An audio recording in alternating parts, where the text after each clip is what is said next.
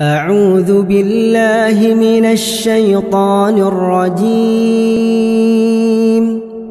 بسم الله الرحمن الرحيم. الله لا إله إلا هو الحي القيوم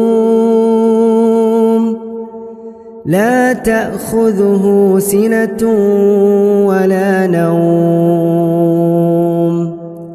له ما في السماوات وما في الأرض من ذا الذي يشفع عنده إلا بإذنه يعلم ما بين أيديهم وما خلفهم ولا يحيطون بشيء من علمه إلا بما شاء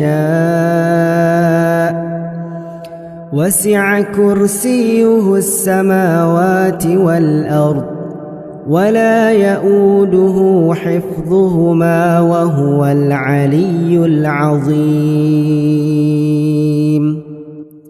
अल्लाह वो माबूद बरहक है कि उसके सिवा कोई इबादत के लायक नहीं। जिंदा है, सबको थामने वाला, उसे न ऊंग आती है न नींद।